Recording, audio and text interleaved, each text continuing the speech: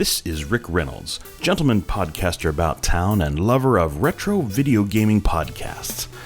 And I like to listen... Wait, this is the SNES podcast? Greg, I never had an SNES. Yes, I didn't have an SNES, but I'm guessing you did. You're listening to Soul Blazer, talking about the SNES system, something that you totally had growing up. Am I done now? Is that good?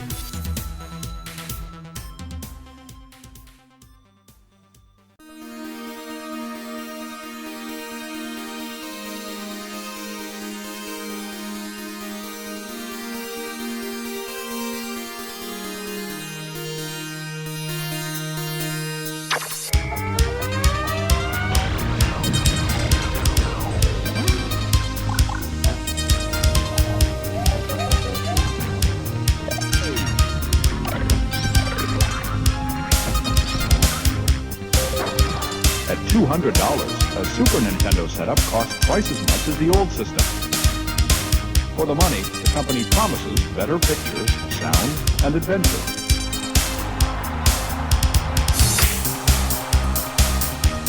Now you're playing with power, superpower. You're the king, I tell you! The king! Only for Super NES.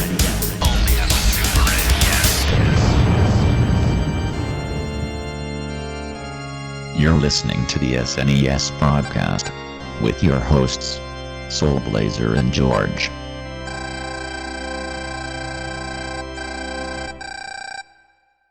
Good evening, everybody, or day, or afternoon, or whenever you're listening to this.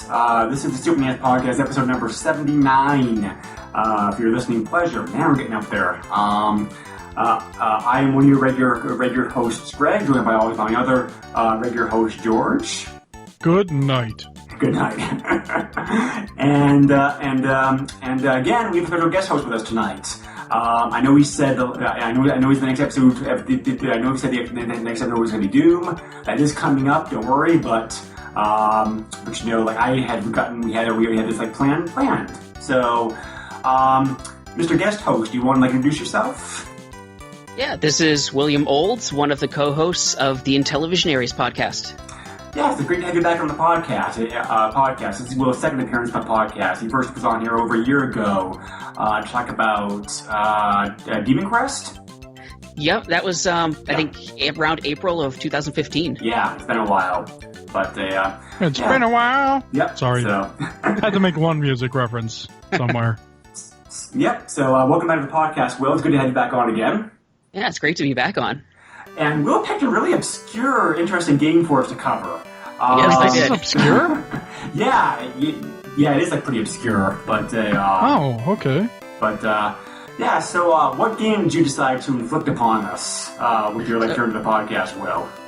So I decided to ask if I could come on and talk about Yoshi's Safari. And that was pretty much inspired by that Mario and Rabbids Kingdom Battle game that's coming out soon. Oh, that's right. Yeah. And Okay, I thought, you know what? This would have been so much better without the Rabbids and more Yoshi's Safari. But the thing is that Rabbids game is not a shooter. It's like an RTS or not an RTS. It's like a turn-based strategy game, right? Yes, but the first thing I thought of was, Mario should be on Yoshi with the Super Scope. Okay, yeah, no, that'd be... You know what? I would not be surprised if Nintendo released an amiibo of that and said you had to buy it to unlock that character. I wouldn't put it past them either. I would probably buy it, because that would be a really cool amiibo. You know, honestly, it would. Maybe they should do just like a retro version of it where it's not like a 3D thing. It's like a like pixel art of it. Oh, that would be interesting. That would be pretty cool. Oh god, yeah, amiibos. I never got into that craze, thank God. But anyway, yeah. Yoshi's Safari is one of the few games to actually support the Super Scope. George and I talked about Super Scope in detail in the past podcast, episode 50, which was our special podcast talking about accessories. Like whatnot is available like the system. This game also supports the computer mouse. It does. They're emulating it. Oh yes, okay, all right. I thought you were talking about the actual mouse. I'm like, wait a second.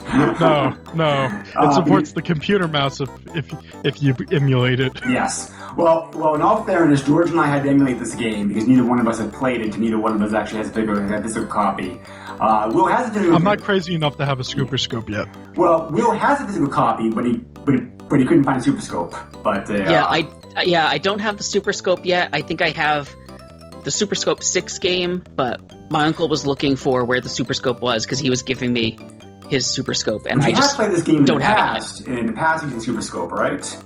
Yes. Okay. Tell us about your first experiences playing this game. Like, how'd you get it? What'd you think of it? That kind of stuff.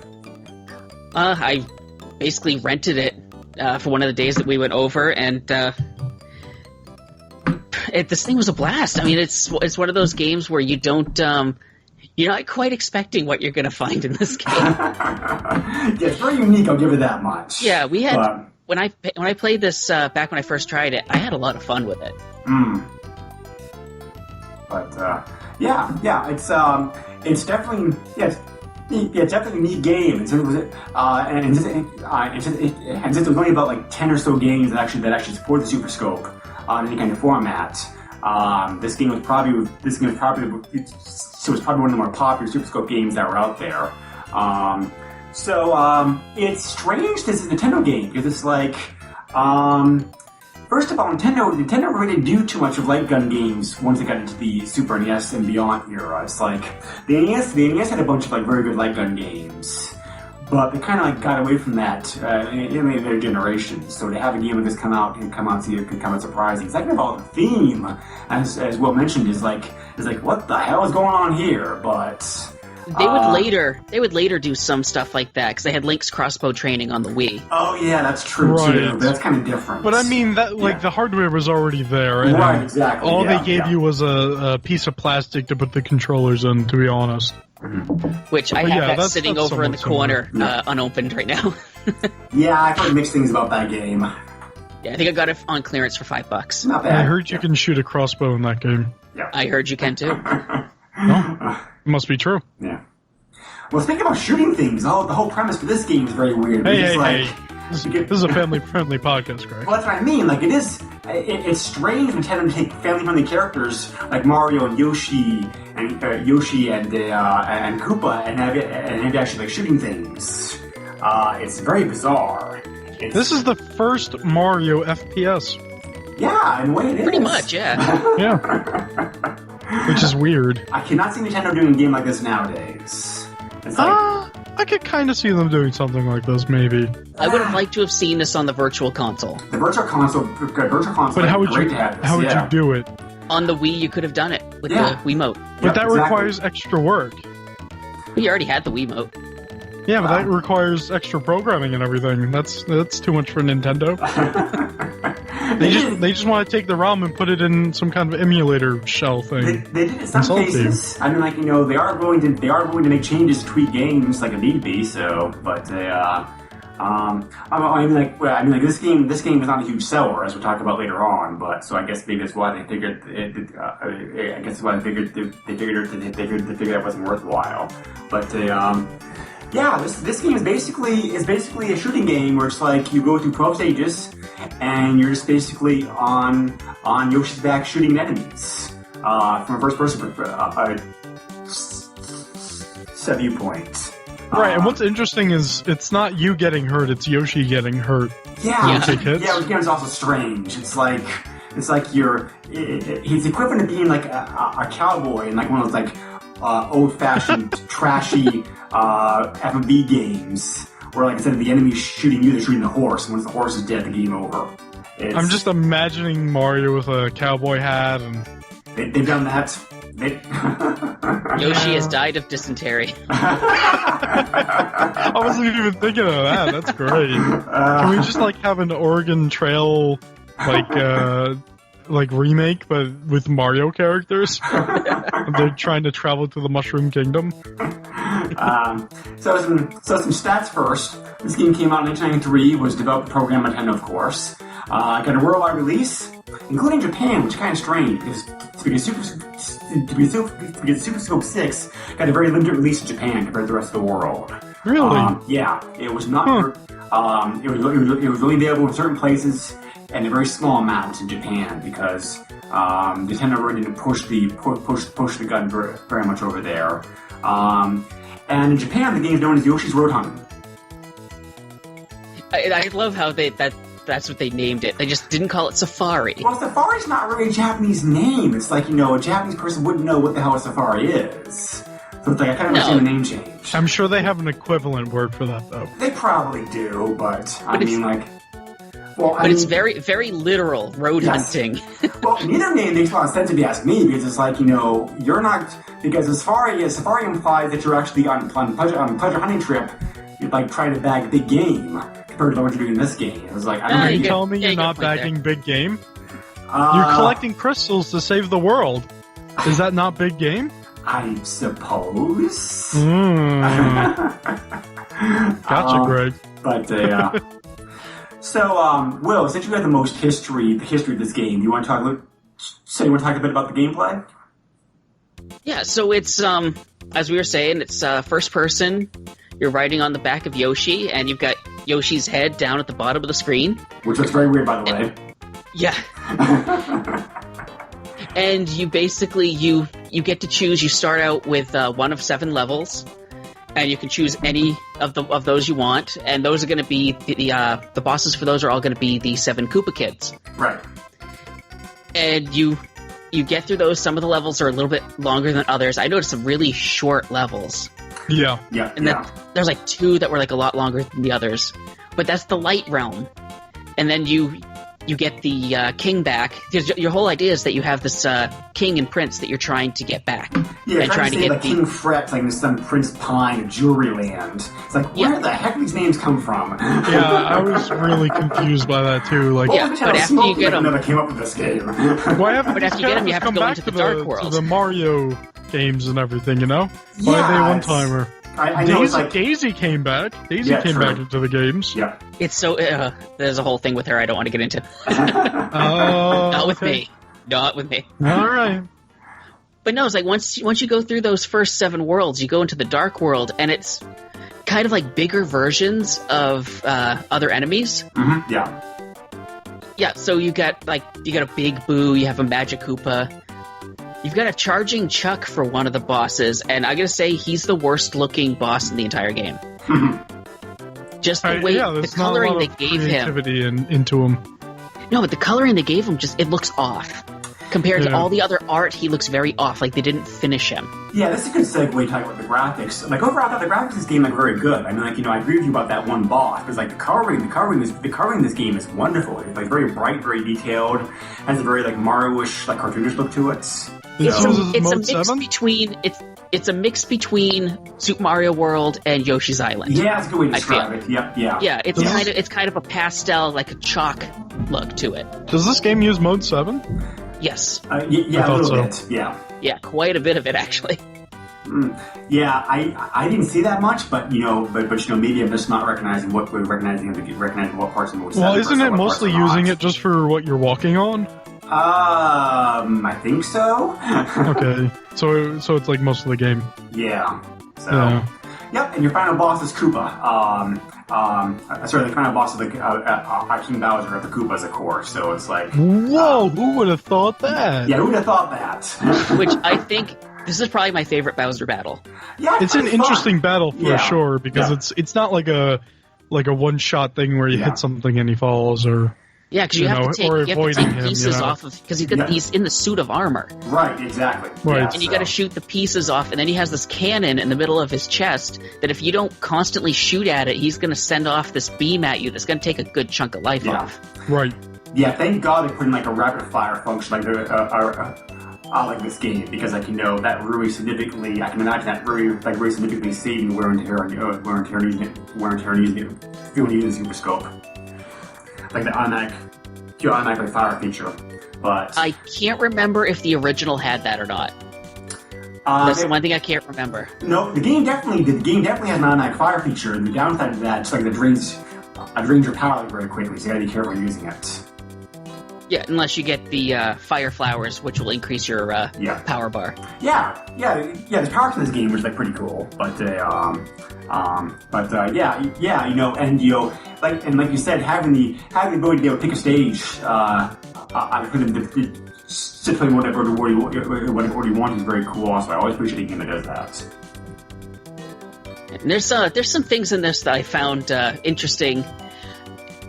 Yoshi, once you beat a level and he's looking back at you, It's so weird. he reminds me of Disaster Girl. Oh, wow, okay. The meme Disaster Girl. Oh, I can never see that made now. that connection. Yeah, okay. Just- Just Yeah. put, I call him Oh, Smug boy. Yoshi. Smug Yoshi. Just Smug take that Yoshi. Yoshi. Just take that Yoshi and put it over the Disaster Girl. Oh, boy. And you get a meme right there. Because I was like, this is creepy. He's looking back at you like that. It's like, what is he doing? Is he checking me out? Like, what's going on? Speaking He'll about, look back at you too if you shoot him in the back of the I head. was gonna say, yeah, if you shoot him, Oh, right. if you shoot him, it gives you a dirty look. Yeah. He's not happy. And it's like with a lot of like Japanese anime, the like the little band-aids on the back of his head. I really would like. Shot is. I would like to see an Easter egg of Yoshi. Like you shoot Yoshi enough, and he just he just throws you off, and he runs away and says, "You know what? You can do this by yourself." Yeah. But yeah, there's a lot of charm and small touches put in this game, which is very nice. I wasn't expecting that going in. They put a lot of effort in making this game. There's one spot in this where I think it's kind of an homage to Sega in a way. Uh-oh. There's the rope snake, the fire snake mini boss. Right. Reminds me of the dragon from Space Harrier. Oh yeah, I can see that. Huh. Yeah. Okay. Yeah. Okay. But yeah, as soon as I got to that boss, I'm like, okay, this is that dragon. Right. But there's more in this game to do besides just like shooting enemies just like on the back of Yoshi. And this shocked me the first time. This shocked me the first time that I ran into it. There's some platforming like involved too. Yeah, with the you got some areas where there's a little spot on the ground where it's going to tell you, hey, you have to jump here. And while that beeping's going on, it's saying jump on the screen. You hit that button and you just jump right over a gap, or there's usually gaps, or I think there's spikes. Yeah. In some of the areas that you jump over. I had a really hard time making those jumps at first. It took a long time to get the hang of that. Yeah, and there's also instances in there where if an enemy hits you, they'll knock you right off a platform. There's a couple levels where you can actually fall off the route that you're taking. Yeah, I died sometimes because of that. That really sucks. Yeah. But yeah. It was I think it was the Dark Sea level, level 11, that gave me the most problems with that, because like one enemy is going to send you right off the side. Right. Yeah. So, but yeah, I mean, like, I thought they mixed the gameplay elements up very well in this game because, like, it's more than just a mindless shooter because the platforming, as frustrating as it is, the platforming really adds. I think really adds a whole different kind of extra touch and dimension to the gameplay to make it kind of like broader. So Yeah, but the thing is, it's not really in there that often. no, they don't overuse it a lot. Thank God for that because, like I said, the platforming is like very difficult. So Right. but I appreciate it being in there. And I think about maybe a third of the levels have alternate routes that you can take.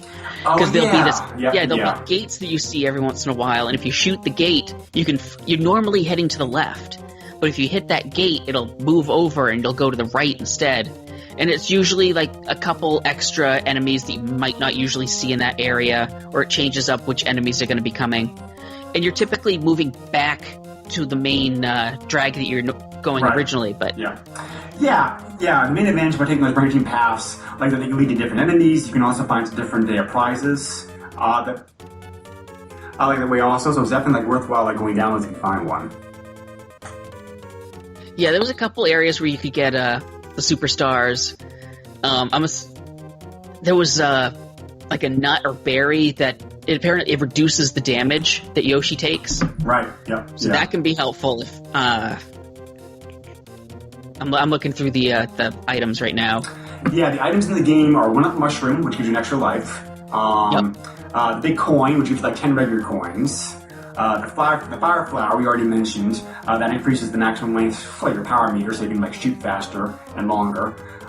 Flying question mark boxes. If you shoot that, you receive an item for immediate use. Or if you want to, you can also choose to hold on the item instead of using it in the boss fight. Yellow boxes will give you immediate use item. Blue boxes give you boss-only items. Power-up mushrooms will restore some of your health. And superstars, like any other Mario game, like make you invincible like for a short time. One of the cool things this game has also with most of these power-ups, that you hold on to them and don't use them, your bonus points for unused power-up items when you finish a level. Yeah, I would have had a much higher score at the end if there was a couple areas where I wanted to jump, and it didn't jump because the same button to jump is to use the item. Right, yeah, kind of bad design, unfortunately, but... Yeah. I mean, like, they're already giving you one button to jump. I don't think it would hurt things to give you a second button to control the power-up items. Yeah, because Right. I don't think there's some mini bosses in this where... Actually, no, I think it's just one mini boss that does it. The bigger Hammer Brother. Oh, That right. when he stomps on the ground, it just makes you shake for a bit, and I wasn't sure if you could jump to avoid that shock. I tried, and I was never able to pull it off, so I really don't know if you can or not. It may just be very, very difficult to do. It's Sledge Brothers. That's what the name of it is. Sledge Brothers, yeah. Okay, It's a Sledge right. Brother. Yeah. There's also some to finish up our talk about items. There's also some boss only items that this game has. This game has also a clock at 60 seconds, 60 seconds on your timer. A nut, which we were talking about earlier, has the amount of damage that you take. Power mushrooms restore some of your health, and superstars like make you invincible for a short time. Now, I would have liked if they kind of changed up where they would be in the levels, but as it is, there's specific locations for these items. True. Yeah. So, which I think is good for the most part because, like, I was going to bring this up later on, but I think that one of the drawbacks about this game is that because everything is so similar, replay value of this game is very limited once you're good at the game. I don't see why. I don't see why people would really come back to the game if they beat it like once or twice, because it's for the most part it's the same thing. But there is a code. You can get beating the game that unlocks like There a more is, difficult yes. version of the game. So that's kind of nice. I didn't know that. Yeah. Which I meant to try out. Yeah. Well, you can use the code anytime you want to. To access that harder version of the game, on the house screen, you push all at the same time X, Y, L, R, and start. And that will unlock the harder game. The main differences like that are change the colors of the levels. It also makes the bosses harder, and it also changes the text of the story to kind of poke some fun at the game, kind of break the fourth wall, and that the story text has changed. It's changed like, oh, we've already gone through the events, like repeating itself, blah blah blah, that kind of stuff. So You'll also notice when you use the code on the title screen, the color of the sky will change. Oh, right, yep, okay. Really? Yep. Yeah. No, I forgot about that. You're right. So, but, so, there's a little bit of replay value by having that. There's also two-player mode. And, any game is made better with two-player mode, I think. So, Which I wanted to try, but I didn't have time to do that. Yeah, George and I did not have a chance to do that either, unfortunately. No. But reading this here, it sounds like a kind of a meh two-player mode. I mean, it's like the main difference is that you need to take a controller plugged in, obviously, and the second person can control Yoshi while the first person shoots. So I was on the internet, this new thing that's very interesting. There is still a website up for the Japanese version of this I saw game. that, yes. I haven't What seen the that heck? yet. Yeah. What the heck? No, yeah, this game still has some fans to this day. I mean, like I was going to mention later on, this game kind of become a cult favorite. I didn't realize that there were so many people into the game. Well, like you were saying, this game's very unique. I think it's like some of the appeal for it. This English translation that I just brought up for this website is really interesting. I can imagine. Japanese, You'll have to show me later. Japanese is one of the hardest languages to auto-translate. Yeah, definitely. Or was it translated by somebody in Japan who doesn't know English that well? No, I used the translator on Google, on okay. Chrome. Right. Okay. I mean, like, this is certainly one of the unique Yoshi games. I mean, like, there have been a lot of unique guiding like Yoshi themed games that have made over the years, and I certainly appreciate the fact that I would branch out this kind of way, because you always have Yoshi's Story and Yoshi's Adventure and some other Yoshi themed games out there too. So you've got the two puzzle games. You got one just called Yoshi, and then Yoshi's Cookie, which is actually really fun too. Yeah, Yoshi's Cookie is very good. Yeah, they really milked the heck out of Yoshi, but they my! Which like a cow. I think the sound of Yoshi in this game is more like the Yoshi spin-off games. Oh yeah, you're right. I hadn't thought about that. Yeah, it's not the same. It's not the same Yoshi sound. Yeah, and I was going to talk about music and sound effects here in a moment. The sound effects of the game I thought were pretty good. I thought the music was just typical lighthearted stuff. It's like it's fine for the gameplay. Nothing really earwormy, but it is what it is. But yeah, the sound effects I thought were very good. Yeah, they did a good job with them. I find it interesting that you shoot blue balls at enemies. Yeah, Nintendo didn't want to do bullets, I guess. I mean, what is a bullet? A miserable pile of secrets. That's the second time I recently made that joke. Yes, it is. What is a bullet? Yeah. Although I think around this time they would have been working on the. I think the Super Mario Brothers movie had come out, or was being close to come out. Oh yes, so that's right. At least they didn't have this laser come out of it. Yep. Well. Yeah. I mean, Super Scope shows up that movie. Yep, that was the Devo gun. Yep. In the Super Mario Brothers movie. Yeah. I was looking on the internet. Apparently, you could plug in a controller and control Yoshi, kind of. Yeah, 2-player mode, right? I guess so. Yeah. Yep. Yeah. I did not know this. Yeah, like I said earlier, 2-player mode just basically allows you to control Yoshi. So I mean, that's really the only difference. That's what. That's why I said it's kind of like a lackluster 2-player mode. Wait, did you say that? Where was I? Where was I? Zoned out for a minute there, apparently, because I guess so. Man.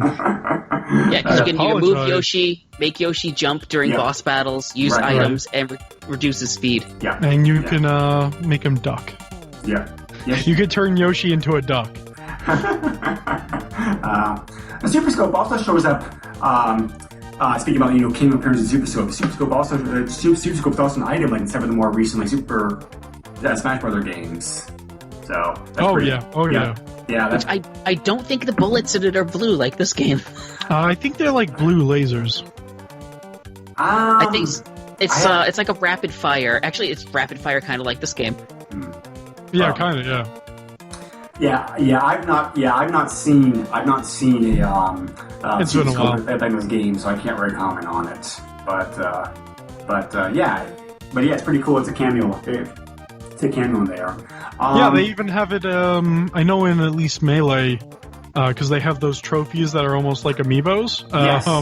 Yeah. It's one of those as well, and I really like what they did in that game. Yeah. Because they always had like a biography of like the character or the item or whatever, which is really cool.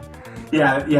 Super Scope is actually a trophy like in a trophy like in all three of the most recent games. Super Smash Bros. Melee on the GameCube, Super Smash Bros. Brawl for the Wii, and Super Smash Bros. Like the Wii U and 3DS.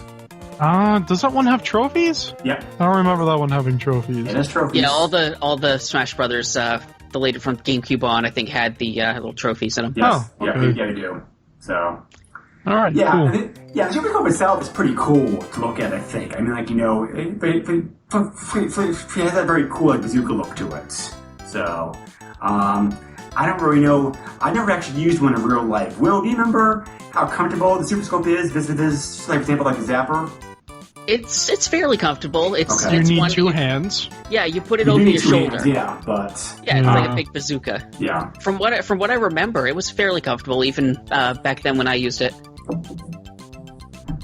Yeah, and the It drains batteries, it though. does drain batteries, yeah. batteries because like 6 AA's. the drain battery requires a whopping 6 AA batteries. That's really? That's Yeah. that's something that parents really love. Oh yeah. Hopefully they had a better gaming life than the GameCube and Lynx did on those batteries. So, but One thing I was going to mention that I found a picture of it online. The level Spirit Mountain, the final boss of that one is Morton Koopa Jr. yes, And he's in this mechanical frog thing. And one thing you'll notice is after you've done the first form of it, he'll come out of the frog's wearing a top hat, and he comes out of the top hat to throw bombs at you, and he's so happy. He is just so happy to be throwing these bombs at you. That's Nintendo characters for you. Yeah. They're very happy about taking you down. Yeah, like everybody else not as happy, but no, He he's loves just work. smiling along. yeah. No, this game definitely has the cuteness and the charm that you associate with Nintendo games, which almost kind of feels a bit out of place here, I think. But yeah, some of the boss fights are very difficult. I certainly lost a few lives in some of them. I got through the game with 10 lives left. Wow. Yeah. Damn. Okay. I just Honestly, kept I can't. racking up the coins. So when I played it, I honestly don't remember really dying that much. Yeah, I died a few times, like some bosses because I got there either with low health, or I wasn't sure what I was trying to shoot at, or that kind of stuff. So They're very generous with the lives, too. I think it's 60 coins get Yes. you a 1-up. right, yep. it Oh is. yeah, instead So, of the typical 100. right. Yeah. Yeah. But then I think they drop you down to 10, so I think it's only using like 50 coins. Right. Yeah. So. Huh. Yeah. So like I said before, in fairness, George and I had to play this through emulation. The game I think is a bit easier in emulation than it would be actually using the Super Scope itself, because the mouse does an okay job of like in the Super Scope, and I've used it before in past games. It's done fine, but Makes a lot of squeaking though. yes. Well, Or being able- maybe I used the wrong mouse. Were we both using live animals for the simulation? no live mouses Oh, were okay. heard during this playing this game. Oh, no wonder why it was making a lot of Yeah. noise. I just kept grabbing it and clicking on it. All No right. Yoshis were hurt either, for that matter. But I don't know. I was told if you shoot Yoshi in the back of the head, he gets hurt. yeah. I don't know. So anyway, using the mouse in this game makes it a bit easier, I think. But A bit. I think it makes it a lot easier. So You could. I mean, It's easier to see where you're aiming for the first part. First part. oh yeah, definitely. But target detection still seemed a bit off though. So I don't know if that was a fluke of the emulation or if the actual real thing is kind of a bit. Maybe I feel like maybe the hitboxes were smaller than you think. That's could what be, I think yeah. it might be, too. Because there are Yeah. times I thought I was hitting right on where I was supposed to, and it just wasn't. You have to be Getting it. like a little. You have to be like almost dead on, which is weird. Do you remember having that problem with this game back when you played it for the Super Scope Wheel? I don't recall it, but I think it might also have to do with how the bullet's actually traveling. Oh yeah, that's true It's too. not immediately hitting There's a something lead- right when you yeah, press Right. it. Yeah, It there's has lead some times to travel them, time. so Yeah. which is also kind of strange. It takes a bit to get used to that. Because it's not a bullet. It's not a bullet, yeah. Now, there's one boss in this that feels very out of place, and it was what was called the Koopa Troopa sub. Oh, yes, okay, Yeah, the boss of the 11th area. It was just Koopa Oh, Troopers on this yeah. like mechanical turtle, and it's like this doesn't feel like a boss that you'd normally find No. in the Mario game. Well, it was inspired by Mario games, so to me that's good enough. I mean, like, I certainly liked seeing all the old familiar enemies like in this game, but I also thought it was like pretty cool the new stuff that was added into it as well. But I think if they made this game today, I think that boss would be changed to Bowser Jr. Oh, probably, yeah, they would definitely do that. So, yeah, which I like Bowser Jr. Yeah, he's a cool design. He's my favorite character in the new Smash Brothers.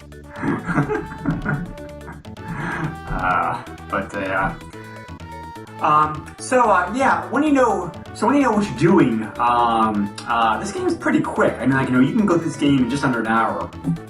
There's some long plays on YouTube that confirm that.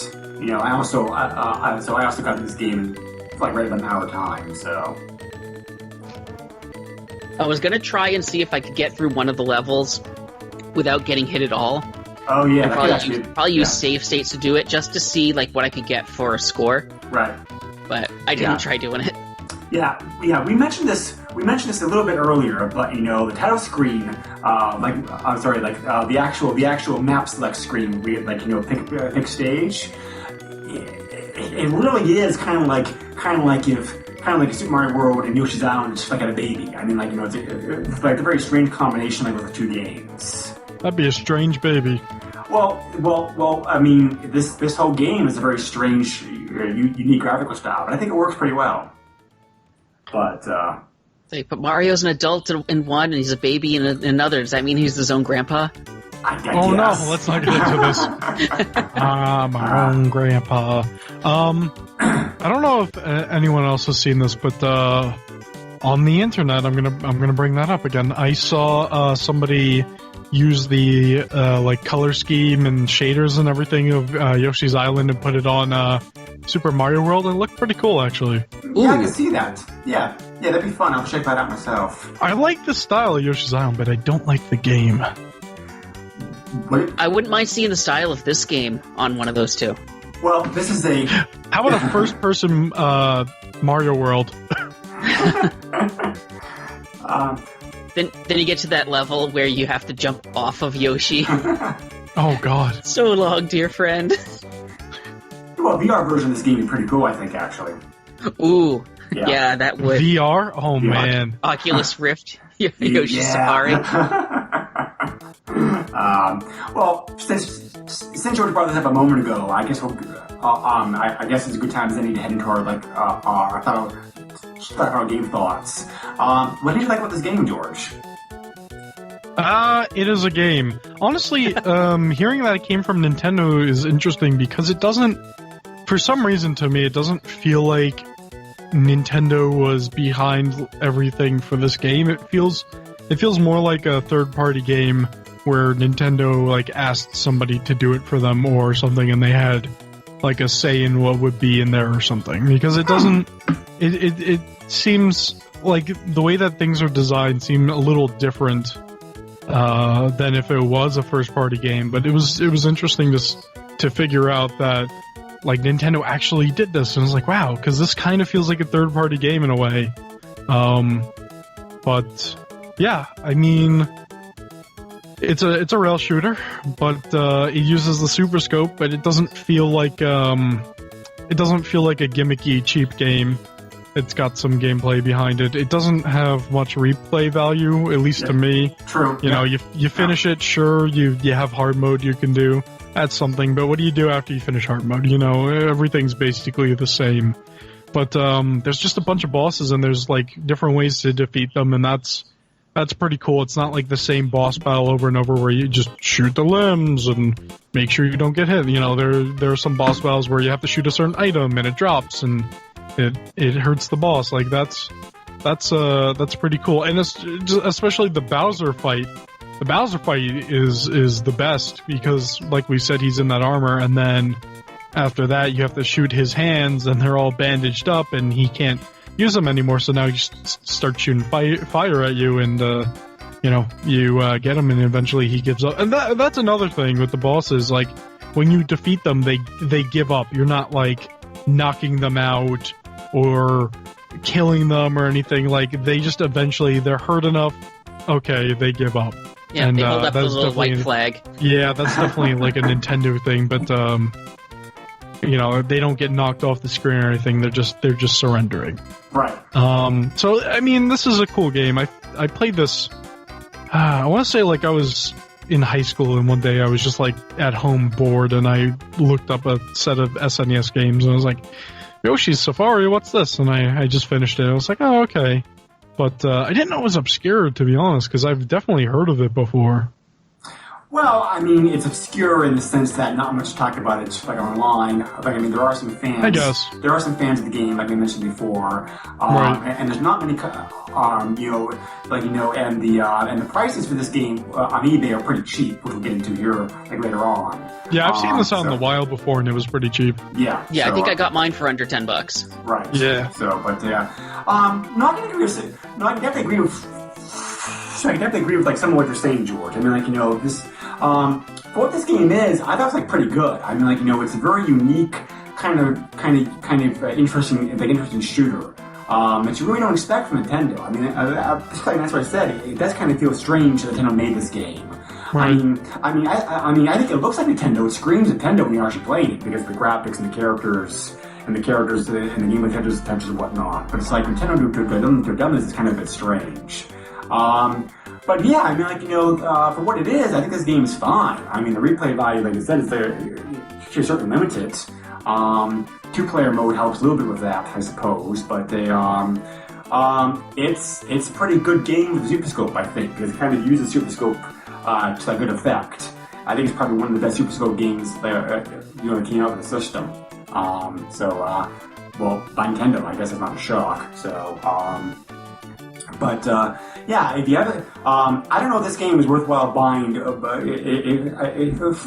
know if this game is worthwhile buying just for Super Scope. But you have a Super Scope. You certainly want to add this game to your collection because you certainly like a very good Super Scope game. Give use for it, I think.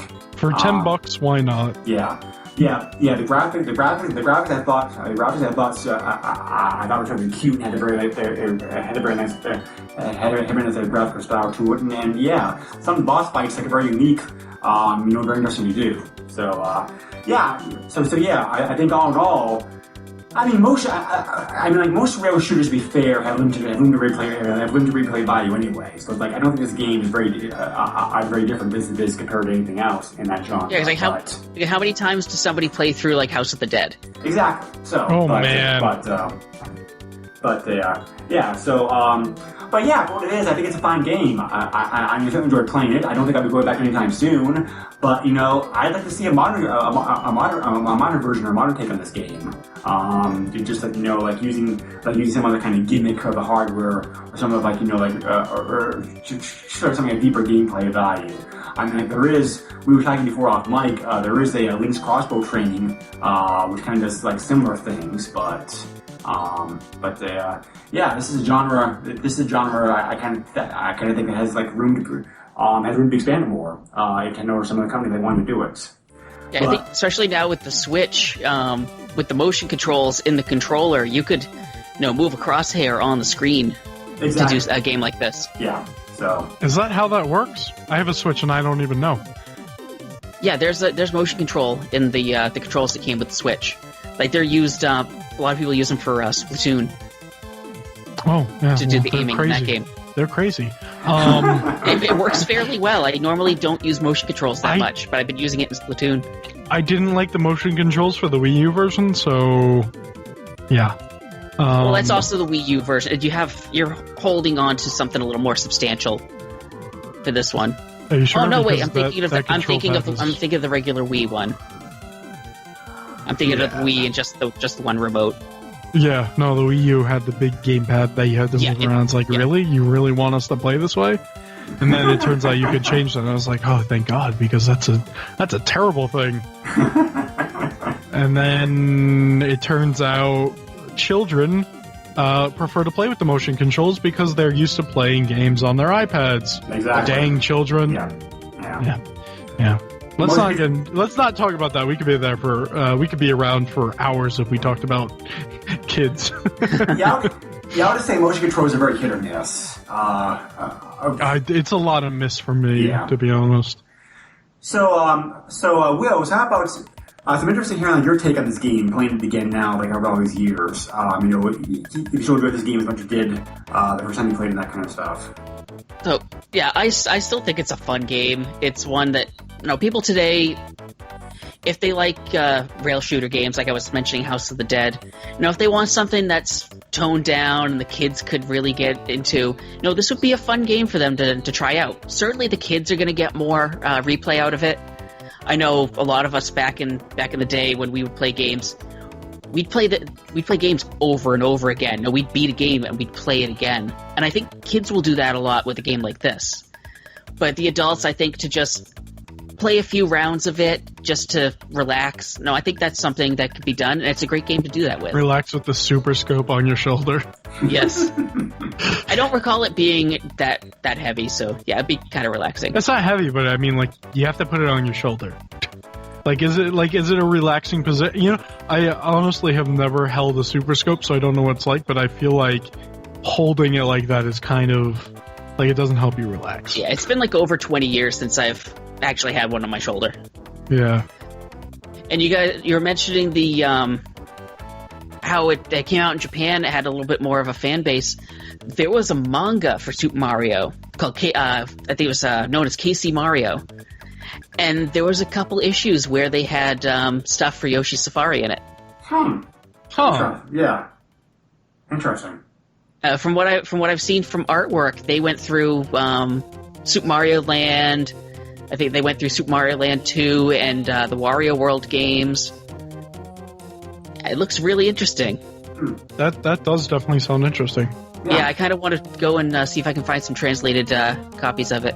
If you find anything, let me know. Yeah.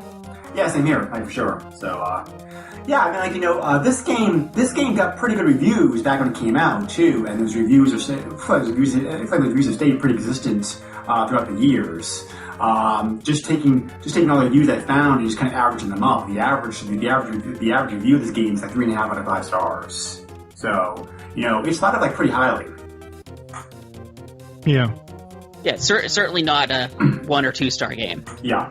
No. Yeah. Definitely not. Nintendo having made this game, I think plays a large part in that. If a third-party company had tried doing something like this, I don't know how well that would have gone over. Because this game certainly has, like Will was just commenting on, certainly the Nintendo charm and family friendliness and cuteness to it, which kind of adds to the appeal for it. I think that's why that Mario and Rabbids game is people are really liking the idea of that. Because it kind of takes. They gave him the super scope. Oh man, they missed out on. Come on, Ubisoft, come on. Yeah, they didn't give him a super scope, and that's what I'm hoping. I'm hoping it's an unlockable weapon or something. Yeah, right. It's gotta. They had to do something. Come on, that's right there for the taking. How do you not use it? So yeah, we mentioned pricing earlier. This game is pretty commonly available on eBay. There's 99 copies currently listed, 74 copies recently sold. The big drawback, of course, this game is you have to have Super Scope to be able to play it. Yeah. But having said that, the price of this game is pretty cheap. You can get a card-only version of this game start like $4.50. That price includes shipping. If you have a super scope, just go pick it up. It's that cheap. Go pick it up. There's some CID copies of the game which also sold, ranging in price from $23 to $40. At that price, I would probably get one. And there was still boxed. And there was also one. And the Super Scope. There was a complete Super Scope with Yoshi Safari, just the cartridge only. But the Super Scope was complete and works. Sold recently for a total price of do the math here real quick. A total price of $50.50. So not a bad price for a Super Scope plus the game. Yeah, at least it's not $100 for a Super Scope. Yeah. Oh god, that would be terrible. Yeah, and this one's complete, it works, mint condition, that kind of stuff. So it's got that going for it. So yeah, so if you have Super Scope already, this game definitely pretty affordable. And you don't need the instructions really don't need. This is a very family friendly game. So it's for $450, that's definitely a great price. Like Will said, this game at $10 is like pretty much like it's pretty much no brainer. Yeah, I got mine for like under $10. It was like between $5 and $10. Yeah, I don't remember the exact price. And that's the vast majority. And that price is the vast majority of the price that most of these copies on eBay. Most of these copies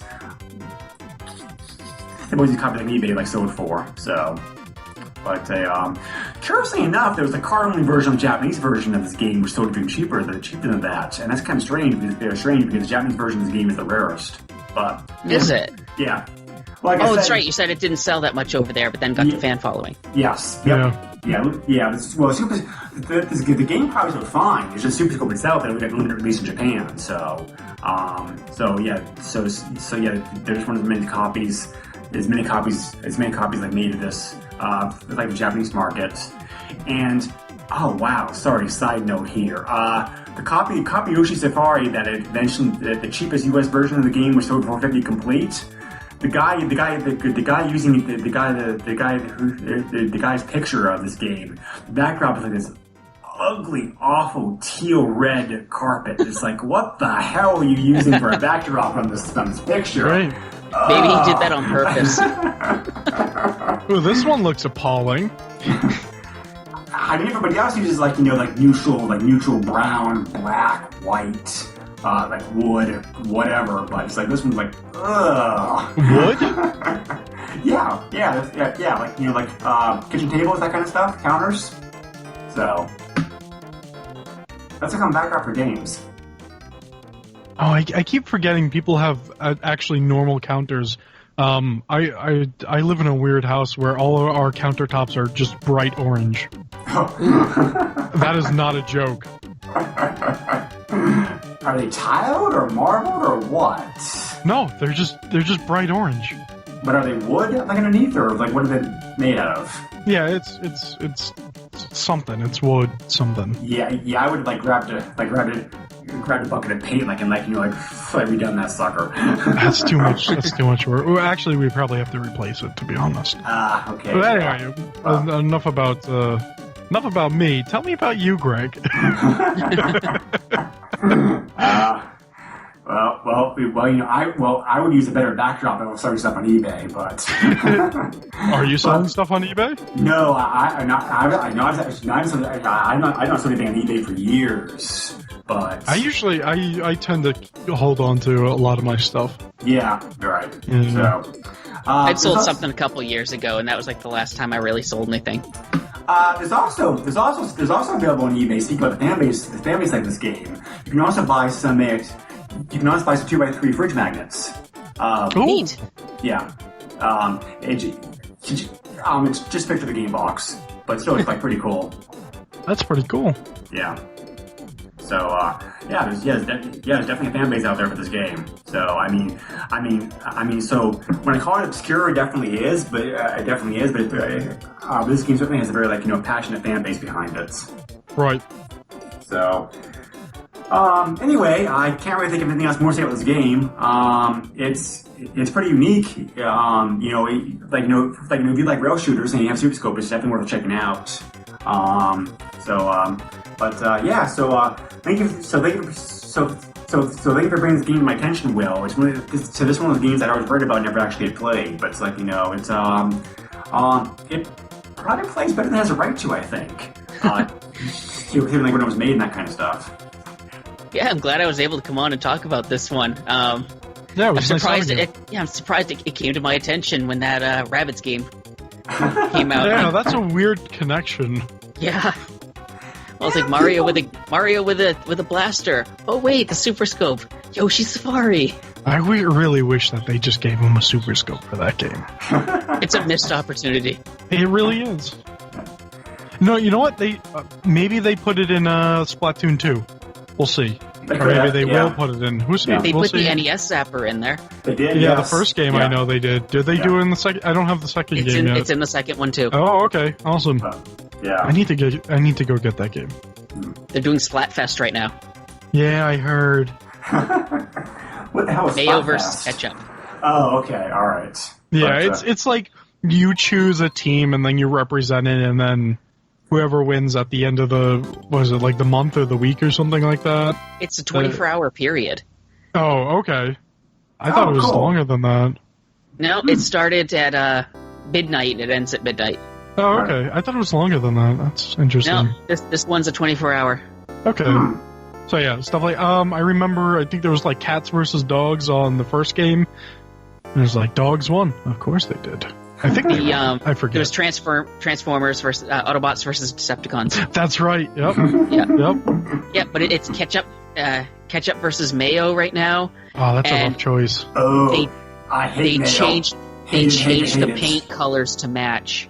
Ugh. Oh yeah. Oh, that's Yeah. right. Oh, that is terrible. I can just imagine that. I'll keep it as PG as possible, but the matches end looking like a crime scene.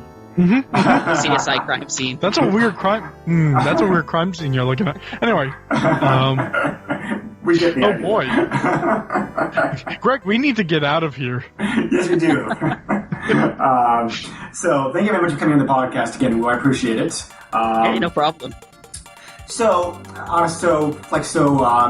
know that you're one of the co-hosts of Suddenly Television Areas, which is a great podcast, by the way. Anybody, definitely check that out. It's like we don't, if you don't have television area, I'll be okay. If you don't have television, it's a great recommending podcast to listen to. I own an Intellivision area. I don't know what you're talking about. Phil does an excellent job editing that podcast. I would accuse him of actually overproducing it, but hey, it's his style. So, Yeah, but, Paul and Rick do a fantastic job with that. Right.